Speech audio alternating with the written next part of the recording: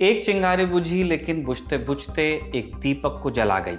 साल 1642 में गैलीलियो ने अपनी अंतिम सांस ली और उसी साल जन्म हुआ आइजैक न्यूटन का, वो शख्स जिसने गिरते हुए सेब को देखा और गुरुत्वाकर्षण के सिद्धांत की खोज कर डाली, जिसने गति के वो 3 नियम बनाए जिनसे सारी दुनिया चलती है।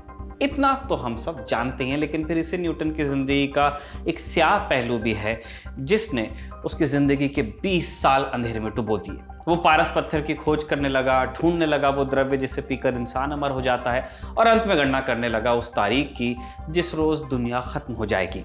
दुनिया और जादू दोनों को अपनी हथेलियों पर लेकर चलने वाले भौतिकी के इस पितामह की कहानी जानेंगे आज के एपिसोड में। नमस्कार, मेरा नाम है निखिल और आप देख रहे हैं ऐतिहासिक किस्सों कहानियों से जुड़ा हमारा रोजाना का कार्यक्रम तारीख।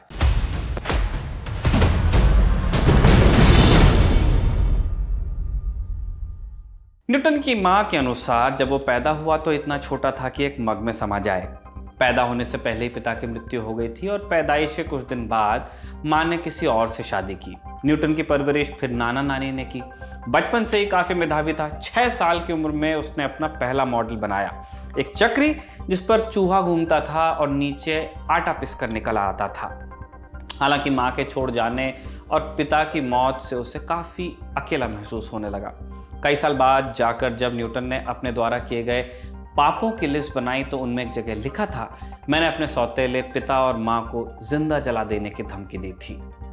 न्यूटन जब स्कूल गया वहां एक लड़का उसे बुली करता था। शुरुआत में उसके नंबर भी कम आते थे, लेकिन फिर उस बुली लड़के को दिखाने के लिए उसने मेहनत करना शुरू किया और अच्छे नंबरों में पास हुआ। इस दौरान 5 साल तक उसने एक फार्मासिस्ट के यहाँ काम किया और यहीं से केमिस्ट्री का ऐसा शौक चढ़ा जो आगे जाकर जुनून में तब्दील हुआ। केमिस्ट्री में उस दौर में एल्केमी का चलन था। एल्केमी यानी केमिस्ट्री की ऐसी विधा जिसमें पारस पत्थर और अमरता देने वाले द्रव्य की खोज की जाती थी। हालांकि वो आगे की बात है, पहले चलते हैं सीधे उस सब्जेक्ट की तरफ जिससे हम सभी न्यूटन को जानते हैं, यानी ग्रेविटी की खोज, या खोज की जगह कहें तो समझ। आम धारणा है कि न्यूटन ने गिरता हुआ सेब देखा और ग्रेविटी का पता लगाया, भान हुआ, लेकिन ये बात पूरी तरह सही नहीं। हजारों लोग रोज चीजों को गिरते हुए देखते थे, लेकिन न्यूटन वो पहला व्यक्ति था जिसने सवाल पूछा क्यों।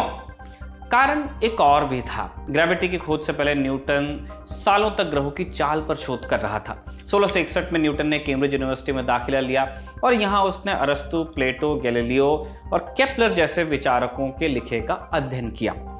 इसमें से योहानस केपलर के लिखे का उस पर सबसे ज्यादा असर हुआ। केपलर ने ग्रहों की चाल का सिद्धांत देते हुए कहा था, सभी ग्रह सूरज के आसपास अंडाकार कक्षा में घूमते हैं। सिद्धांत तो था, लेकिन गणित नहीं था जो इसे प्रूव कर सके, साबित कर सके, और यहीं पर एंट्री हुई न्यूटन की। साल 1664 की बात है। पूरे इंग्लैंड में जब ब्यूबोनिक प्लेग की महामारी फैली और न्यूटन को कैम्ब्रिज छोड़कर घर लौटना पड़ा। एक रोज आंगन में बैठे बैठे जब न्यूटन केपलर के नियमों के बारे में सोच रहा था, उसने एक सेब गिरता हुआ देखा। विलियम स्टकली अपनी किताब memoirs of sir Isaac Newton's life में लिखते हैं, गर्मियों के मौसम में एक रोज खाना खाने के बाद हम लोग बाहर जाकर गार्डन में बैठ गए और एक सेब के पेड़ के नीचे बैठकर चाय पीने लगे। न्यूटन ने मुझे बताया कि कई साल पहले वो ऐसे ही एक पेड़ के नीचे बैठकर सोच रहा था जब अचानक एक सेब गिरा और उसके दिमाग में पहली बार ग्रेविटी का ख्याल आया। ख्याल ये था कि जो बल इस सेब को धरती की तरफ खींच रहा है, क्या वही ग्रहों को अपनी कक्षा में बनाकर रखता है? इस सवाल का हल ढूंढने के लिए न्यूटन ने एक थॉट एक्सपेरिमेंट इजाद किया जो कुछ ऐसा था। मान लीजिए एक बहुत ही ऊंचे पहाड़ पर एक बड़ी सी तोप रखी है। अब यदि आप इस तोप से एक गोला फायर करेंगे तो क्या होगा? जाहिर है गोला कुछ दूर सीध में जाएगा और फिर नीचे गिरने लगेगा। अगर इस गोले की गति बढ़ा दी जाए तो क्या होगा? गोला और आगे जाएगा और फिर नीचे आएगा। लेकिन अगर गोले की गति बढ़ती चली जाए तो एक निश्चित गति के बाद वो वापस धरती पे नहीं आएगा, बल्कि चांद की तरह धरती के चक्कर लगाने लग जाएगा। इस थॉट एक्सपेरिमेंट के आधार पर न्यूटन ने ग्रेविटी का सिद्धांत खोजा, समझा, लेकिन ये बात तब न्यूटन ने किसी को बताई नहीं। क्यों? क्योंकि गणित में किसी चीज को साबित करने के लिए एक्सपेरिमेंट्स की जरूरत होती है और उससे भी पहले चाहिए होती है एक थ्योरी। थ्योरी भी सिर्फ उसे कहा जाता है जो गणित और लॉजिक दोनों पर खरी उतरे, और न्यूटन को जिस गणित की जरूरत थी वो तो अभी तक बनी ही नहीं थी। न्यूटन ने कहा कि चलो कोई नहीं, गणित भी बना लेंगे। अगले 3 साल तक न्यूटन ने अपने आप को पूरी तरह पढ़ाई में झोंक दिया और इन 3 सालों यानी 1664 से 1667 को न्यूटन ने एनस मिराबिलिस का नाम दिया, यानी वो जादुई वर्ष जिनमें न्यूटन ने एक बिल्कुल नई गणित कैलकुलस इजाद की। गति के 3 सिद्धांत खोजे और ग्रेविटी की इक्वेशंस भी लिख डाली। इसके अलावा इस दौरान न्यूटन ने यह भी खोज निकाला कि जिसे हम सफ़ेद प्रकाश समझते हैं वो असल में 7 रंगों से मिलकर बना है। 1667 तक न्यूटन ने जो हासिल कर लिया था वो उन्हें दुनिया का सर्वकालीन वैज्ञानिक बनाने के लिए काफ़ी था, लेकिन ऐसा हुआ नहीं, बल्कि इन सब सिद्धांतों को पब्लिश करने में न्यूटन को 20 साल का वक्त लगा। 20 साल बाद 5 जुलाई की तारीख को उन्होंने अपनी पहली किताब पब्लिश की।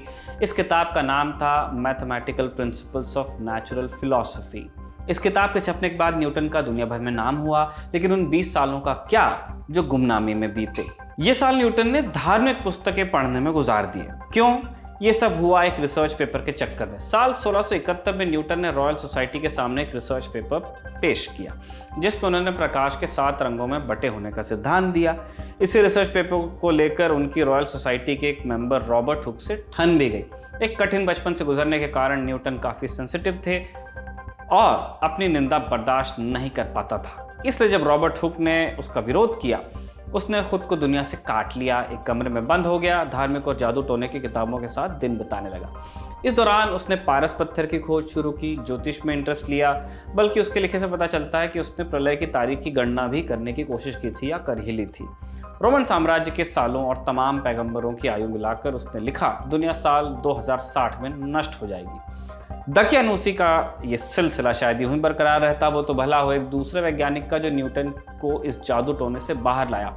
इस वैज्ञानिक का नाम था एडमंड हेली। हेली के नाम पर हेलीज कॉमेट का नाम आपने सुना है।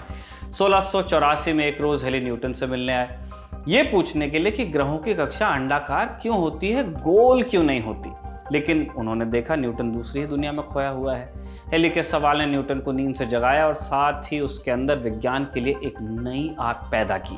न्यूटन की वापसी हुई, वो दोबारा शोध में लगा। इस वापसी का एक कारण और था। वैसे न्यूटन को पता चला कि एक दूसरा गणितज्ञ कैलकुलस की खोज का दावा कर रहा था। इस गणितज्ञ का नाम था गॉटफ्रीड विल्हेम लाइबनिज। लाइबनिज और न्यूटन के बीच कैलकुलस का श्रेय लेने के लिए एक लंबी लड़ाई चली, जिसके बाद अंत में इसका श्रेय न्यूटन को ही मिला। हालांकि एक बात यह भी है कि जिस रिपोर्ट ने न्यूटन को श्रेय दिया, खुद न्यूटन ने ही लिखी थी। आज कैलकुलस का श्रेय दोनों को दिया जाता है और माना जाता है कि दोनों ने अपनी अलग अलग खोज की और किसी ने किसी का कुछ चुराया नहीं। बहरहाल न्यूटन को दुनिया भर में पहचान मिली उसकी अपनी किताब से, जिसे 1687 में छापा गया। प्रिंसिपिया नाम से जाने वाली इस किताब को आज भी गणित की सबसे महान किताबों में से एक माना जाता है। इस किताब से जुड़ा एक दिलचस्प किस्सा आप सुनिए। प्रिंसिपिया जब छपी, न्यूटन का एक पुराना दुश्मन फिर श्रेय लेने आ गया। ये वही रॉबर्ट हुक थे जिनके कारण 1671 में न्यूटन ने विज्ञान की दुनिया छोड़ दी थी। प्रिंसिपिया छपते ही उन्होंने दावा कर दिया, हुक साहब ने, कि ग्रेविटी की खोज उन्होंने भी की है, इसलिए किताब में उनका नाम भी जोड़ा जाना चाहिए। किताब में नाम तो न्यूटन ने नहीं लिखा, एक काम जरूर किया कि रॉबर्ट हुक का चेहरा ही मिटा दिया। वो ऐसे कि रॉयल सोसाइटी में रॉबर्ट हुक की एक पेंटिंग टंगी रहती थी। न्यूटन जब इस सोसाइटी के अध्यक्ष बने, उन्होंने हुक की पेंटिंग उतारी और उसे नष्ट कर दिया। कमाल की बात यह है कि हुक की एक लौती तस्वीर थी, इसलिए रॉबर्ट हुक कैसे दिखते थे यह आज तक ठीक ठीक किसी को पता नहीं है। एक और किस्सा है न्यूटन के नाम से जुड़ा हुआ। न्यूटन को सर आइजैक न्यूटन के नाम से बुलाया जाता है। सर की उपाधि उन्हें ब्रिटेन की राजशाही से मिली, लेकिन इसलिए नहीं कि वो विज्ञान के दिग्गज थे, बल्कि इसलिए क्योंकि उन्होंने ब्रिटिश कोषागार में करेंसी छापने की जिम्मेदारी ली हुई थी, उन्हें मिली हुई थी जिम्मेदारी। ये जिम्मेदारी न्यूटन को इसलिए दी गई क्योंकि उस दौर में करेंसी को लेकर काफी घपला चल रहा था। जालसाजों की पौ बारह थी, जिसके कारण करेंसी के हर 10 सिक्कों में से एक नकली निकलती थी। इसके अलावा एक बड़ी दिक्कत थी, सिक्के जितने दाम के हुआ करते थे उनमें लगने वाली धातु की कीमत उससे ज़्यादा हो जाती थी, जिसके चलते लोग सिक्के गलाकर धातु ही बेच डालते थे। इंडिया में आज भी होता है। न्यूटन ने जिम्मेदारी संभालते हुए ब्रिटेन का पहला डिमोनेटाइजेशन किया। उन्होंने सभी सिक्कों को वापस जमा कर नए सिक्के ढलवाए और फर्जी सिक्के बनाने वालों पर ऐसी कड़ाई बरती कि कईयों को तो इस जुर्म में सीधी फांसी ही हुई। पैसों के मामले में लोगों से इतनी सख्ती बरतने वाले न्यूटन का हालांकि खुद का रिकॉर्ड बहुत अच्छा नहीं था। अपने अंतिम दिनों में उसे पैसे इन्वेस्ट करने का बुखार चढ़ा और इस चक्कर में अपना सारा पैसा डुबा दिया। हुआ यूं कि न्यूटन ने साउथ सी नाम की एक कंपनी में पैसा इन्वेस्ट किया। ये कंपनी साउथ अमेरिका में व्यापार करती थी। न्यूटन ने इस कंपनी के शेयर खरीदे और जल्द ही शेयर्स के दाम 10 गुना हो गए। मौके का फायदा उठाते हुए न्यूटन ने शेयर बेच डाले और मोटा मुनाफा भी कमाया। लेकिन जैसे ही न्यूटन ने अपने शेयर बेचे, शेयर का दाम और बढ़ने लगा। पीछे ना छूट जाऊं इस डर से न्यूटन ने एक बार फिर कंपनी के खूब सारे शेयर खरीद मारे। जैसे न्यूटन ने शेयर खरीदे, कंपनी का गुब्बारा फूट गया और सारे पैसे उसके डूब गए। शेयर के दाम बढ़े क्यों और अचानक घटे क्यों, न्यूटन तमाम गुणा भाग लगाकर भी इसका हिसाब नहीं लगा पाए और अंत में कहे, मैं अंतरिक्ष में घूमते पिंडों की गति नाप सकता हूं लेकिन लोगों का पागलपन नहीं। अपनी तमाम खोजों के चलते भौतिकी के पितामह माने जाने वाले न्यूटन की मृत्यु साल 1727 में हुई। अपने अंतिम दिनों में वो पारस पत्थर की खोज में लगा हुआ था। मौत के बाद जब उसके बालों के सैंपल को जांचा गया तो उसमें मर्करी के निशान मिले।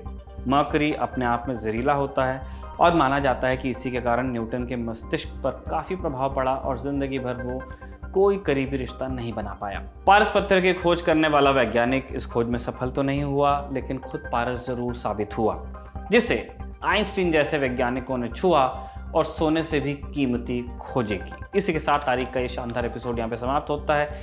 इसे कमल ने लिखा और जतिन ने कैमरे पर रिकॉर्ड किया। आप देखते रहिए दी ललन टॉप।